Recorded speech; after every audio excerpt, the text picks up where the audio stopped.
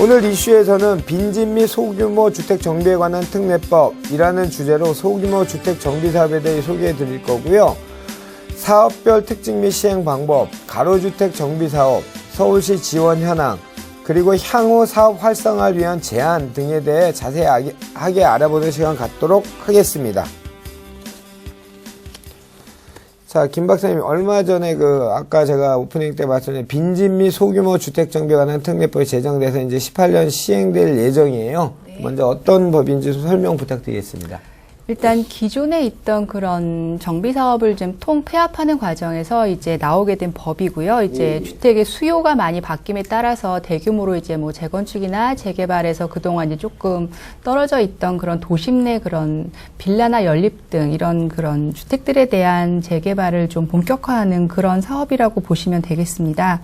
네. 그래서 기존에는 한 6가지 정도로 이제 정비 사업이 이제 구분이 되어 있었습니다. 그런데 이제 주거환경 개선 사업과 주거환경 관리 사업은 주거환경 개선 사업으로, 그리고 주택 재개발 사업과 도시환경 정비 사업은 재개발 사업으로, 그리고 주택 재건축 사업은 재건축 사업으로, 그리고 마지막 남아있던 이제 가로주택 정비 사업이 이제 소규모 정비 특례법으로 이동을 하게 되었고요. 이제 말씀드리겠지만 그 외에도 자율주택 정비 사업과 그리고 소규모 재건축 사업으로 구분이 되어서 뭐 거주하시는 분들 그리고 사업자분들의 관심을 지금 이제 받고 있습니다. 그러면 일단 기존의 그 도시 재생 또는 뭐 이렇게 신규 주택을 공급하는 방법이 재개발이나 재건축으로 해서 그냥 몽땅 멸실 뭐 이런 식으로 했던 거를 부분별로 단위별로 해서 하는데, 그게 기존에 있던 그 6가지 주거환경 개선 사업, 주거환경 관리 사업이 합쳐져서 주거환경 개선 사업으로 바뀌었고, 그다음에 재개발 사업과 도시환경 정비 사업이 재개발 사업으로, 주택 재건축 사업은 재건축 사업으로, 그다음에 가로주택 정비 사업은 소규모 정비 특례법으로 이렇게 이제 4가지로 이제 도정법상에 이렇게 4가지로 되는 거죠. 예, 도정법상에는 이제 3가지 사업이 남게 되는 거고요. 특례법이 이제 있으니까. 특례법으로 이동을 하면서 가로주택 정비 사업은 이제 도정법에 빠져서 특례법으로 이관이 된 거고요. 예, 이제 지금 현재 법이 제정된 상태이고 내년 이제 시행 전에 지금 시행령을 준비하고 있는 그런 과정입니다. 그렇기 때문에 지금 이제 가로주택 정비 사업이 한 2012년부터 이제 사업을 시작했는데 그동안 조금 지지부진했잖아요. 좀 미진했던 예, 부분들도 예. 있었고 사업성 문제에서 조금 이제 사업자들을 진출을 꺼리는 문제들이 있었는데 그런 것들을 좀 보완해서 시행령에 담게 되면 앞으로 이제 도심 내 그런 주택 수요의 공급을 이제 해줄 수 있는 그런 역할을 충분히 할 수 있을 거라고 생각합니다. 제가 오전에 방송을 할 때 그 얘기를 했는데, 지금 온통 키워드가 새 정부가 들어오든지 지금 뭐 유력 대선 주자들 온통 내놓는 그 단어가 도시 재생 쪽으로 이제 가고 있어요. 재생인데, 재생의 그 사전적 어원은 다시, 그러니까 살린다는 재생인데, 지금 서울시나, 김 박사님 대본에 없는 거고요. 네. 지금 서울시나 유력 대선 주자들의 재생은, 네. 예를 들면 종로에 이번에 뭐, 네. 그 세계 문화유산인가요? 그 실패했던 그것처럼 그냥 지키면서 보존하면서 하는 이런 쪽으로 가는데, 방향성에 대해서는 어떻게 보세요? 재생이라는 측면에서. 지금까지 재생이라는 것들이 뭐 재개발이나 재건축 측면에서 투자 수요와 많이 맞물려 있었고 사업 기간이 좀 장기화되면서 뭐 투자를 목적으로 했던 실거주로 하셨던 분들 모두 조금 신규 주택에 대한 공급의 갈증을 그렇죠. 분명히 느끼셨을 것 같고요. 그래서 지금 이번에 가로주택 정비 사업이 이제 소규모 특례법으로 이동을 하게 되면서 사업 기간도 좀 줄어들고 그리고 그전에는 이제 재개발하게 되면 기존에 거주하시던 분들은 다 타 지역으로 이동을 해야 되고 인근 지역이나. 네, 예, 새로운 분들이 들어오면서 오히려 주택 가격을 상승시키는 그런 요인이 됐기 때문에 그랬죠. 뭐 양극화 문제도 나올 수 있는 그런 것들이 됐었는데 이번에 나오는 가로주택 정비 사업, 뭐 소규모 재건축 사업 같은 경우에는 기존 조합원 분들의 거주율이 굉장히 높고 그리고 일부 일반 분양으로 이제 공급하는 물량에 대해서는 시장에서 소화할 여력이 이제 충분하기 때문에 조금만 이제 정부의 정책적인 지원이 조금 더 된다면 사업성을 가지고 아마 기존 도심의 그런 조금 낙후된 지역의 그런 소규모 개발을 촉진시킬 수 있는 그런 근거가 될 것 같습니다. 좋습니다. 우리 김 박사님 말씀은 빈집 및 소규모 주택 정비 사업법이 이제 시행령이 제정되려고 하고 있는 시행령이 이제 만들어지고 있는데, 이게 이제 소규모 주택 또는 이제까지 그 강남이나 또는 일부 지역 말고 사업 수익성이 떨어져서, 그러니까 뭐 재개발도 마찬가지 잘 진행이 안 됐던 지역들, 이런 지역에 소규모 주택 정비 사업을 활성화를 위한 것인 것 같은데, 그 목적은 아까 얘기하셨고 법 구성은 어떻게 됩니까? 일단 법 구성은 총 6장으로 구성이 되어 있고요. 저희가 여기서 주목해야 할 것은 일단 뭐 3장의 소규모 정비 사업, 그리고 4장 사업 활성화를 위한 지원, 이 두 개가 아마 이제 사업을 하시는 분들 그리고 조합원들이 좀 주의 깊게 보셔야 될 그런 부분인 것 같습니다. 예. 어떤 내용이죠? 일단 뭐 가장 큰 틀에서 얘기를 하자고 하면 예. 사업 시행 계획 내외 이제 관리 처분까지 포함이 되게 되면서 사업 절차를 굉장히 간소화했고요.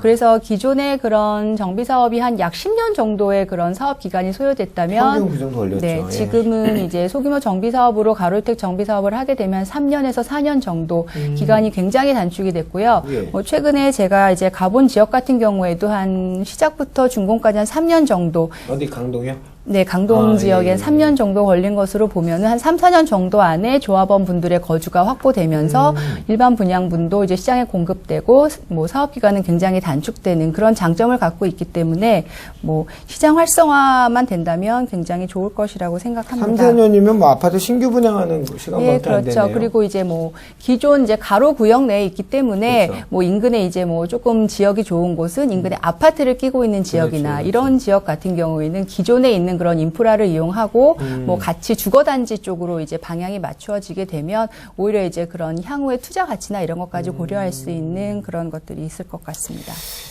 좋습니다. 그러면 소규모 주택 정비 사업의 그 정의, 뭐 종류가 몇 가지가 있다고 아까 얘기하셨으니까 사업별 정의 및 시행 방법 뭐 이런 것들 좀 자세히 설명 부탁드리도록 하겠습니다. 뭐 일단 사업은 세 가지로 구분이 되고요. 네, 뭐 네. 자율주택 정비 사업, 가로주택 정비 사업, 그리고 소규모 재건축 사업 이렇게 세 가지로 크게 구분이 됩니다. 네, 현재 이제 시장에서 계속 있었던 것이 가로주택 정비 사업이기 때문에 이제 가로주택 정비 사업에 대해서 오늘 조금 중점적으로 이제 설명을 드릴 수 있을 것 같고요. 예, 예. 뭐 먼저 자율주택 정비 사업 같은 경우에는 이제 단독이나 다세대 주택을 가지고 있는 이제 소유자분이 사업을 진행하실 수 있습니다. 네, 2명 이상이 하실 수 있지만 이 주택을 통해서 임대주택을 공급한다라고 하시면 본인이 가지고 있는 집 한 채만으로도 이런 자율주택 정비 사업을 참여하실 수 있고요. 아, 동의받아서 네, 한 명이 네. 추진할 수 있다고요? 예, 예, 네. 예. 그리고 가로주택 정비 사업 같은 경우에는 단독과 이제 공동주택을 대상으로 하고 있습니다. 근데 이제 여기서 공동주택이라는 것이 저희 주택법상에 있는 아파트, 연립, 다세대를 이제 얘기하는 거기 때문에 기존에 이제 조금 연립이나 다세대 같은 것들은 사업성이 조금 있다라고 볼 수 있을 것 같습니다. 그렇죠, 그래서 단독과 연립 다세대가 밀집해 있는 그런 지역에서는 충분히 메리트가 있을 것 같고요. 예, 예. 그래서 가로구역에서 종전에 이제 가로를 유지하면서 노후 불량지를 이제 개선하는 그런 사업이 되겠습니다. 그리고 이제 마지막으로 소규모 재건축 사업은 이제 공동주택에서 시행을 하게 되고요. 이제 정비 기반 시설이 좀 양호한 지역에서 주택이 노후한 경우에 사업을 할 수 있게 되겠고, 그리고 이제 뭐 한 200가구 미만 정도가 이제 규모가 대상이 되지 않을까, 그렇게 이전 논의들을 보면 그렇게 지금 정리가 되고 있습니다. 200가구면 우리가 흔히 생각하는 거 사업성이 나올까요? 그러니까 건설업을 하시는 분들이 예. 흥미를 느끼실 만큼 사업성이 나올까요? 글쎄요, 아직까지 소규모 재건축 사업에 대해서는 그렇게 직접적으로 이제 뭐 사업성이나 그런 거에 대한 논의가 아직 있지는 않았고요. 예, 예. 가로주택 정비 사업 같은 경우로 보게 되면은 어쨌든 용적률을 다 200% 차지하고 뒤에 나오는 뭐 이제 규제 완화나 이런 것들을 통해서 조금 보전을 하고 이제 사업비 지원을 받게 되면 사업성은 그리 나쁘지 않다라고 볼 수 있습니다. 특히 뭐 강북보다는 강남 지역에 워낙 토지가가 높기 때문에 그래서 강남 지역에 조금 사업성이 많이 높아서 뭐 미니 재건축이라는 형태로 뭐 기사화도 많이 되고 있고요. 요즘에 사업 진행이 좀 빠르게 이루어지고 있다고 합니다. 그 전에 가로주택 정비 사업 단독으로 12년부터 진행이 잘 안 됐던 게 그때 층고 제한이 뭐 7층인가까지밖에 못 했었잖아요. 서울시 예, 네. 그 조례로. 네. 그런 것도 다 풀어지나요? 아직까지 확정되지는 않았고요. 7층으로 아직까지 대부분 사업을 하고 있는데 향후 이제 시도 조례에 의해서 건축 규제 완화에 의해서 그게 조금 이제 완화가 된다 하면 사업성이 조금 더 좋아지지 그렇죠. 않을까 생각을 합니다. 그러니까 우리가 흔히 말하는 이제 아파트가 쓴다고 하면 나홀로 아파트나 네. 2동짜리 예. 아파트가 그것도 초역세권이 아니고 예를 네. 들어서 조금 여기에서 먼데 지금 말씀하신 소규모 주택 정비 사업으로 해서 어떤 공동주택, 신규주택 공급이 되는데 7층으로 하면은 사업성 안 나올 것 같아요. 제가 봤을 때는요. 근데 뭐 글쎄요. 지역이나 이런 투자 규모에 따라 다르긴 하겠는데 그렇죠. 그렇게 뭐 조합원들 같은 경우에 이게 투자 목적도 있지만 내가 가진 주택을 삶의 조금 질이죠. 신축하고 예, 싶다라는 맞아요. 그런 의견이 굉장히 많기 때문에 일정 부분에 이제 부담을 하고 나면 이제 나머지는 이제 시행사에 맡기는 경우도 그렇죠. 있고 그렇기 때문에 그렇게 시행하시는 분들 입장에서는 사업성이 나쁘진 않다라고 저희 생각을 아는 할 수 분도 이번에 있겠습니다. 그 강남 쪽에 그 기존에 이제 빌라 네, 다세대라고 하는 공동주택을 그 단독 재건축이죠. 예. 기존에 낡은 거를 네. 저거 단독 아파트로 올리는데 그 조례에 묶여갖고 층고가 처음에 네. 이제는 12층인가로 심의를 넣었는데 서울시에서 이제 10층까지 7층인가 하여튼 그렇게 낮아지는 네, 네. 거죠. 그러니까 사업하시는 분들은 점점 선뜻 들어가는 시장이 안 되고 그래서 나중에 이게 동의율이 안 나서 그 다행히 건축하시는 시행하신 분이 자금 여력이 있어서 집을 다 산 거예요, 몇 개를. 네. 사갖고 그거는 일반 분양으로 돌리고 그 다시 사시는 분은 거기 거주하시고 이제 이렇게 해서 진행한 게 있는데 만약 이런 법이 좀 일찍 돼서 훨씬 더 예, 여러 자금이나 가지 자금이나 뭐, 예, 이런 예. 지원을 충분히 받으실 수 있기 때문에 예, 그런 사업성 그렇겠네요. 확보를 위해서 이제 뭐 시행령이나 시도 조례가 어느 정도까지 이제 개정이 그렇죠, 되느냐가 그게. 지금 이제 남은 과제라고 할 수 있겠습니다. 그 시행 법이 있고 네. 령이 있고 네. 규칙이 있는데 네. 그중에 옥상옥이 조례잖아요. 그러면 그렇죠. 기타 시도 조례로 정한다 그러니까요. 이런 항목들이 워낙 많기 때문에 그래서 이제 뭐 서울시 같은 경우에 대해서 말씀드리겠지만 그래도 서울시는 이런 가로주택 정비 사업을 통해서 찬성할 거야, 아마. 찬성을 하고 있기 때문에 매입 확약도 하고 있고 근데 이제 매입 확약의 금액이 상대적으로 3억이라고 지금 제한이 되어 있기 때문에 그런 것들이 이제 사업하시는 분들에게는 이제 지역별로 그리고 그렇죠. 서울 뭐 평균 주택 가격이 뭐 5억에서 6억 사이를 웃돈다고 이제 각 기관마다 네, 얘기를 네. 하고 있는데 조금 현실이 반영되지 않은 그렇죠. 수치다라고 얘기도 할 수 있겠습니다. 좋습니다. 이 사업이 이제 어떻게 보면 모태가 됐다고 하는 가로구역 정비 사업. 이제 이거에 대해서 요건부터 한번 알아볼까요? 어떤 요건을 갖춰야 되는 거죠? 일단 이제 도시계획 도로로 둘러싸인 10만 제곱미터 미만이고요. 만 제곱미터입니다. 네, 만 제곱미터. 네. 죄송합니다. 네. 그리고 통과 도로가 없는 지역인데 일단 4m 도로는 제외가 되고 있습니다.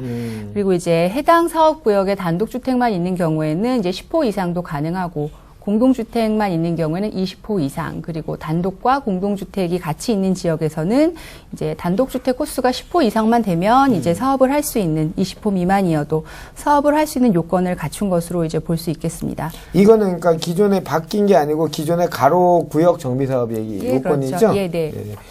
좋습니다. 그러면 아까 우리 박사님 얘기하신 여러 가지 인센티브가 있는데 그 중에서 이제 절차 간소 이게 진짜 그 기간의 싸움이라고 볼 수도 있잖아요. 수익성이나 네, 모든 그렇죠. 것들은 이게 어떻게 간소됐는지 좀 설명 부탁드리겠습니다. 기존에는 일단 정비 기본 계획을 수립해야 했고, 뭐 구역 지정을 하고, 추진위원회를 설립하고, 조합을 설립하고, 뭐 사업 시행인가 관리 처분 계획 이런 식으로 사업을 진행하게 되었고, 예, 또 뭐 그 안에서 이제 조합원들의 갈등이나 이런 여러 가지 문제로 사업이 지연된다라고 하면 최소 10년 정도가 이제 소요됐다라고 볼 수 있겠습니다. 그렇죠. 근데 이번에 이제 사업 절차가 간소화되면서 이제 소규모 정비 사업 같은 경우에는 주민 합의체 또는 조합을 설립할 수 있게 되었고 그 이후에는 건축 심의 그리고 사업 시행 계획인가 그리고 착공 및 준공으로 약 한 3, 4년으로 이제 기간이 단축되고 있기 때문에 이제 빠른 이제 공급이 가능할 것이라고 보고 있습니다. 일단 여기는 뭐 구역 지정이나 이런 조추위, 조합추진위원회 뭐 이런 것들이 다 빠지네요. 일단 예. 설립인가 이런 게 빠지고 사업 시행인가하고 관리처분 계획이 이제 합쳐졌다고 보면 되고 예. 착공 및 준공 상당히 3, 4년만 있으면 그거 괜찮을 것 같아요. 땅 예. 넓게 차지가 있는 이런 아파트를 제한 공동주택 그러니까 노후화된 분들 네.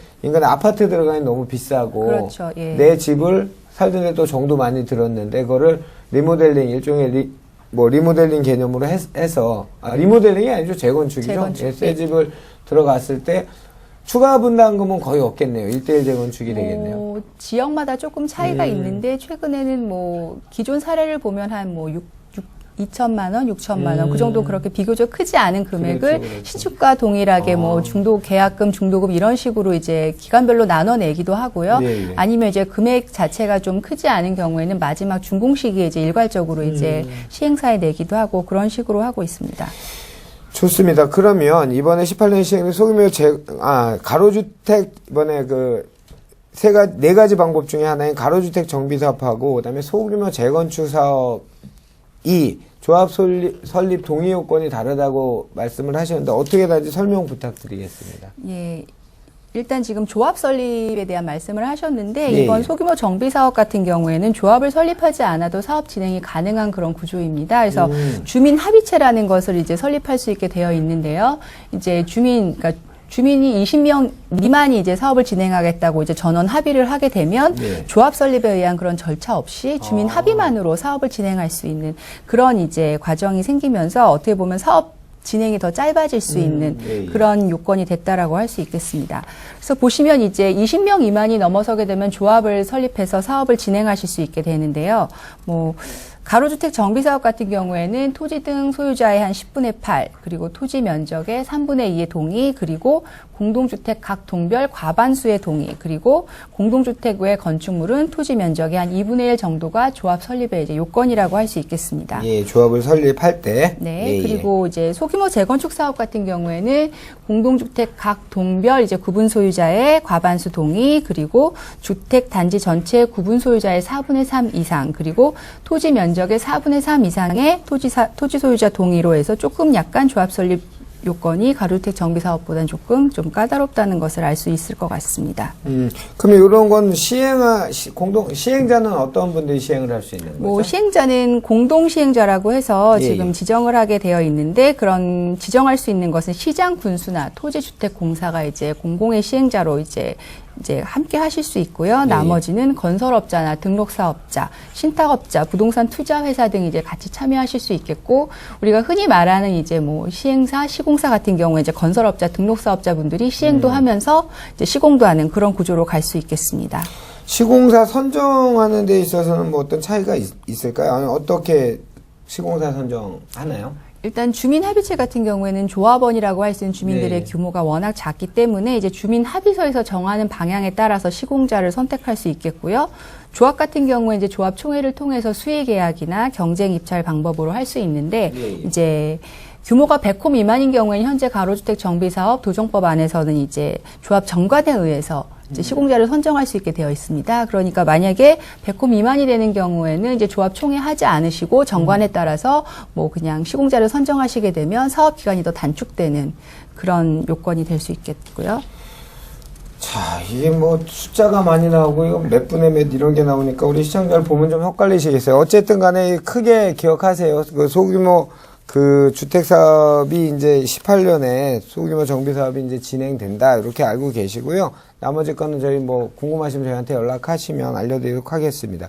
그러면 이런 걸 했을 때 인센티브가 당연히 있어야 아까도 얘기한 것처럼 할 거 아니겠습니까? 거기 거주자가 됐건 사업자가 네. 됐건 그 건축 규제 뭐 또는 아까 자금적인 거 뭐 여러 가지 있다고 하셨는데 어떤 인센티브가 있습니까? 뭐 일단 이게 도시 내 주택을 공급하는 거기 때문에 이제 정부에서는 중공공 임대나 공공 임대 주택을 건설하는 경우엔 용적률을 좀 추가로 지급하는 그래서 전체 연면적의 한 20% 이상 용적률을 인상하는 그런 인센티브를 제시했고요. 그리고 이제 기존 주거 단지 내에 있는 시설이기 때문에 이제 뭐 공동 이용 시설을 설치한다라는 거, 그러니까 뭐 타가소나 어린이집, 경로당 등 이제 인근 주민들과 함께 할 수 있는 그런 시설을 설치하는 경우에도 용적률 상승이 가능하겠고요. 그리고 또 이제 주차장 문제가 워낙 심각하기 심하죠. 때문에 네. 인근의 주차장의 사용권을 확보하게 되면 그만큼 주차장 설치 기준을 완화해서 이제 뭐 혜택을 주는 그런 것들이 있겠습니다. 아, 뭐 예를 들면 인근에 공용 주차장하고 그렇죠. 네. 사용 계약을 맺었다면 맺어서 그 대지 안에 이제 주택이 더 많이 공급될 수 있는 지금도 이제 제가 가본 지역을 보면 지상의 지하의 주차장을 만들지 못하거든요. 네. 이제 비용이 워낙 많이 그렇죠. 드니까 해서 지상의 주차장을 이제 공급하게 되는데 뭐 몇 대 안 되는 것 같지만 거기에서 한 6, 7대 정도만 빠져도 주민들이 이용할 수 있는 공동시설이나 이런 것들이 들어갈 그렇죠, 면적이 들어가죠. 충분하기 때문에 아마 이렇게 주차장 사용권을 확보하는 게 굉장히 이제 주요한 요인인 것 같습니다. 주차장이 굉장히 커요. 건축하시는 분들은 그렇죠, 그것 네. 때문에 사업을 하니 못하니 옛날에 원룸이 대세였다가 네. 투룸 넘어간 게 주차장 도시형생활주택. 도시형생활주택, 네. 그것 때문에 그렇지 않습니까? 네. 여기 가로주택 정비사업 1가구 3주택 공급 가능이라고 했는데 이 내용은 무슨 내용이에요? 이건 이제 가지고 있는 자기 이제 주택의 그런 네. 면적 대비 1가구 3주택까지 공급이 가능하기 때문에 나머지 이제 2가구 정도는 임대 수익을 올릴 수 아. 있는 그런 메리트가 있는 주택이라고 할 수 있겠습니다. 그게 시행령에 들어가는 거예요? 예, 지금 이렇게 되어 있습니다. 건축 규제 완화 등 인센티브가 이렇게 지금 현재 지정이 되어 있고요. 지금까지 이렇게 되고 있습니다. 예. 알겠습니다. 그럼 LH, 한국토지주택공사죠. LH 참여해서 공공주택을 공급하는 형태의 가로주택 정비 사업을 추진한다고 하는데 그 내용은 어떤 내용입니까? 지금 이렇게 가로주택 정비 사업을 좀 활성화하기 위해서 그리고 조합원들의 인식을 좀 전환시키기 위해서 LH가 이제 시행자로 이제 등장을 하게 됩니다. 예, 그래서 예. LH가 조합과 이제 공동 협약을 체결하게 되고 이제 근데 가장 중요한 건 여기서 미분양이 발생했을 경우 LH가 매입을 한다는 매입 확약이 들어가는 게 가장 큰 미분양 시? 요건이라고 할 수 있겠고요. 그러니까 미분양을 확약하기 때문에 사업에 그런 마이너스 요인이 없다라고 보시면 될 것 같고요. 그렇게 되는 그런 LH의 매입 확약이 아마 이런 이제 풀 패키지로 갈 수 있는 금융 지원의 그런 근거가 지금 되고 있습니다. 이 매입을 한다면은 필연적으로 공공임대나 네, 그렇죠. 중공임대가 네, 올 거 네. 아니에요. 예, 그죠? 그렇죠. 그러니까 이제 LH가 들어와서 사업을 진행하는 경우에는 미분양이 났을 때 공공임대나 이제 임대주택이 들어설 수 있는 가능성이 있겠고 이게 뭐 주민들의 동의에 의해서 사업이 진행되는 거기 때문에 그건 아마 사전에 의견 조율이 될 것 같습니다. 근데 미분양이 날 거라고 사업을 추진하지는 않을 것 같은데 하여튼 뭐 미분양이 나면 임대주택이 들어온다. 우리가 말하는 임대주택이 그러니까 들어온다. 뭐 기존의 가로주택 정비 사업이 조금 지지부진했던 이유도 이런 네. 사업성에 대한 그런 논란이 그렇죠. 좀 많았기 때문에 이렇게 미분양이라는 거에 대한 부담을 일반 건설사들이 떠안고 싶지 않아서 그렇죠, 아마 그렇죠. 사업에 쉽게 진입을 못했는데 이렇게 LH가 들어가서 어쨌든 거주자들을 위해서 신축 을 공급하는데 이런 여러 가지 그런 위험 요인을 제거해 준다라는 측면에서는 이제 그렇게 부정적이라고 볼 수는 없을 것 같습니다. 중공고 임대가 8년이죠. 네네. 의무가. 네. 그다음 후에는 그 매매를 할 수 있는 거잖아요. 예, 그렇게 되고 만약에 좀 다른 방향으로 생각을 한다면 예, 이렇게 예. LH의 신용이나 이런 걸로 이제 자금을 지원할 수 있는 근거를 마련하고 그렇죠, 그렇죠. 향후에 이제 민간 임대 사업자에게 이제 그렇죠. 공공이 아니라 민간 임대 사업자가 중공공 사업자로 들어올 수도 있는 거고 아니면은 이것을 지은 건설사가 그 주택을 매입해서 임대 관리 여부로 전환을 할 수도 있는 그게 거고 추세니까 조금 이건. 다양한 방법으로 이거를 시도를 하게 되면 뭐 공공이 들어오는 임대주택에 좀 거부감을 가지고 계셨던 이제 조합원 분들도 사업을 하는데 좀 무리가 없지 않나 그렇게 생각도 해볼 수 그렇네요. 있겠습니다. 이게 예전에 뭐 아파트를 짓는데 임대주택 들어오면 가격 떨어진다 이런 문제가 아니네요. 지금 네. 이제 기업형 임대주택이 들어오면서 네. 기업들이 임대 관리나 이쪽을 사업 수익 모델로 굉장히 포커스를 맞추고 있는 측면이기 때문에 중공공 임대 후에 누가 매입을 해서 임대 관리를 한다든지. 그리고 저희가 가본 곳 같은 경우에 워낙 세대수가 좀 작은 경우에는 이렇게 그러니까 뭐 흔히 말하는 관리사무소를 두고 직원을 그렇죠. 고용해서 이렇게 그 주택을 관리하기가 좀 어렵다고 말씀하시더라고요. 그러니까 어쨌든 위탁을 줘야 되는 그런 구조이고 그러다 보면 이제 건설사가 그런 위탁을 맡아서 위탁 사업도 할 수 있고 그리고 남는 이런 미분양 물량 같은 건 오히려 미분양이 나기를 기다릴 수도 있겠죠. 그거를 건설사가 매입을 해서 임대주택으로 관리를 하고 그런 식으로 사업 구조가 또 변할 수도 있을 것 같습니다. 좋습니다. 우리가 지금 모든 주택 정책이나 그 국토부랑 그 서울시랑 계속 부딪히면서 문제들이 많이 생겼는데 서울시 입장은 아까 긍정적이라고 말씀을 해 주셨는데 서울시의 가로주택 정비사업 활성화를 위한 공공지원 대책은 어떤 것들이 있으며 어떤 기조인지 좀 설명 부탁드립니다. 지금 서울시에서는 이제 가로주택 정비 사업을 위해서 이제 그런 사업성 분석에 대한 자금도 지원하고 있고요. 그래서 이제 요청할 경우에 한 2천만 원 정도에서 지금 사업성을 판단해주는 그런 것도 지원하고 있고 앞서 말씀드린 것처럼 이번에는 SH를 통해서 미분양 물건에 대한 매입을 확약하고 있고 그리고 이제 공사비나 이런 것도 융자를 하고 있습니다. 그래서 건축 공사비의 한 40% 이내에서 30억까지 한 2% 금리로 이제 대출을 해주고 있고요.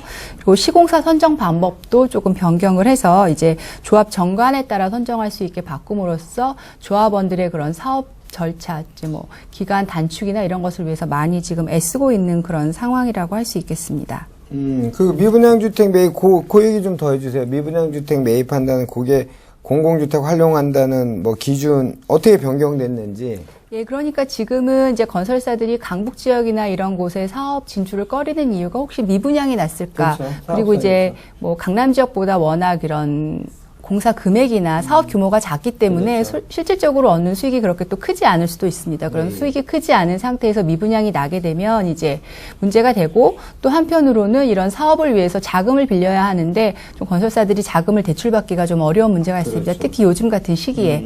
근데 이제 SH나 LH가 이런 매입 확약을 하게 되면 일단 사업 위험성이 저감이 되기 때문에, 그리고 허그나 이런 곳에 보증이 가능한 구조가 되기 때문에 건설사들이 한 90% 정도 자금을 대출받아서 사업을 진행시킬 수 있는 그런 좀 여력이 생깁니다. 그래서 이렇게 매입 확약이라는 것이 뭐 단순히 이런 뭐 공공임대주택의 확대도 있지만 사업 활성화를 위한 그런 근거가 되기 때문에 향후에 이제 뭐 시행령이나 이런 것들에 있어서는 좀 이런 매입 확약과는 좀 다른 방법으로 자금을 지원해 줄 수 있는 그런 것들에 대한 고민도 조금 담아야 될 필요가 있을 거라고 생각합니다. 지금 어쨌든 우리 저희 아까 대기 시간에 잠깐 얘기를 했지만 이번에 그 유력 후보 중 한 분이 그 아직 정확한 공약은 안 나왔는데 그쪽에서 나온 게 도시 재생을 위한 뭐 그런 것들이 뭐 아까 제가 뭐라 그랬죠? 도시 재생을 위한 빅딜? 아니야. 뉴딜? 뉴딜 정책 이런 것들이 나왔는데 저는 조금 우려스러운 건 뭐냐면 그 중에서 10조 중에서 네. 한 10조를 투입해서 공공주택을 지어서 공공임대로 한다는 거예요. 근데 네. 한쪽 유력 주자는 국가에서 2조, SH나 LH에서 8조를, 그 어쨌든 공공기관은 전부 국민 혈세가 들어가는 거잖아요. 근데 그렇게 지금 그 제가 늘 이제 이런 얘기를 하면서 궁금한 거는, 여쭙고 싶은 거는 지금 우리나라 복지 정책을 당연히 해야 되는 거지만 덩치가 단단해지지 않은 상태에서 너무 이게 전부 또 다른 데서 보는 국민연금 갖고 예. 지원하겠대요. 국민연금이 자기네 돈입니까? 저희 노후를 위해서 드는 돈이잖아요. 그런 돈은 이런 전부 너무 공공, 복지, 전부 이런 정책들 자체가 전부 다 지금 가로주택 정비사업도 마찬가지고 아까 도시재생을 뉴딜 이런 것들이 국민 돈을 혈세를 갖다가 국민연금 갖다 쓰면 안 되죠. 왜 안 되냐면 회수 임대주택을 공공임대주택을 하면 수익률도 문제지만 회수 가능성 문제잖아요. 네. 그런 걸로 봤을 때 연구기관에 계신 우리 박사님은 어떻게 보세요? 이 정치적인 얘기는 아니니까 그냥 네. 본인 얘기를 좀 해주셨으면 좋겠어요. 제가 궁금해하고 속상하게 하는 이런 부분들을 어떻게 생각하고 계신지. 예, 어떤 말씀하시는지 잘 알 것 같고요. 임대주택의 확충이라는 게 지금 뭐 민간에서 이것을 공급하느냐, 공공에서 공급하느냐라는 그런 이제 논란은 이미 조금 지나갔다라고 봅니다. 근데 지금 저희가 민간 임대에 대해서 조금 부정적인 의견을 가질 수 있는 게 아마 기존 정권에서 뉴스테이라는 정책을 펴면서 그렇죠. 민간에 대한 지원을 좀 전폭적으로 했기 때문에 너무했죠. 이제 그런 민간의 지원을 조금 공공으로 돌리자라는 이야기를 하고 있는 것 같습니다. 근데 우리가 공공임대주택이라는 거의 개념도 이제 예전과는 많이 달라졌고 네. 정말 중산층이 거주할 수 있는 공공임대주택을 공급해야라고 한다 하면은 뭐 기존 민간 임대주택과 유사한 수준의 그런 공공임대주택을 공급해야 할 것이고 그러면 이제 재원이 문제가 될 텐데 그렇죠. 그렇다면 그런 재원을 과연 어떻게 해야 될까? 뭐 지금 공공의 재원을 쓰는 거에 대해서 우려가 있다라고 말씀을 하셨지만 어쨌든 사업성이 좋지 않거나 이런 그런 도시 재생 자체가 지금 경제적인 문제로 많이 진행이 못 되고 있는 게 지금 현실이기 때문에 뭐 정부에서나 뭐 마중물 역할을 하겠다 아니면 이게 잘 돌아갈 수 있게 지원을 하겠다 하는 방향인 것 같습니다. 그래서 어쨌든 이렇게 조금 시도에 돈이 많이 들어가긴 하지만 가로주택 정비 사업이나 도심 재생에 있어서 조금씩 그 이제 공공의 비율을 줄여가는 추세로 가는 방향에서 정부의 지원이 그래도 지속적으로 이루어져야 되지 않나라는 생각을 합니다. 저도 공공의 임대 이런 거를 줄이는 이런 방법은 저는 전혀 반대하는 사람은 아닌데 아까 얘기한 것처럼 이 정권이 바뀔 때마다 네. 단기 5년 동안에 모든 네. 걸 다 하려고 하다 보니까 네. 색깔을 자꾸 입히려고 하는 거죠. 그래서 제가 늘 하는 말 우리나라 정치인들 중에 진짜 타인갭을 두려워하지 않고 정말 그 본질에 주택이면 주택, 교육이면 교육 그걸만 위해서 할 수 있는 분이 됐으면 좋겠어요, 이번에. 근데 아마 이제는 주거 복지의 개념 그리고 이제 임대주택에 대한 인식 변화라는 그런 측면에서 보면 아마 새로 이제 정권을 잡으시는 이제 후보께서는 그런 측면에서 좀 관심을 가지고 주택 시장에 접근을 하셔야지 그 앞으로 5년 후에 보다 안정적인 저희가 주택 시장에서 조금 지낼 수 있지 않을까라는 생각을 합니다. 알겠습니다. 정신없이 주제가 너무 길다 보니까 정신없이 질문 몇 가지 하다 보니까 벌써 시간이 다 됐습니다. 간간히 나오셔서 늘 좋은 말씀 해주신 오늘 주택설명 김지훈 박사께서는 2018년 시행 예정인 빈집 및 소규모 주택 정비에 관한 특례법에 관해서 저희에게 설명해 주셨습니다. 오늘 좋은 정보 감사합니다. 감사합니다.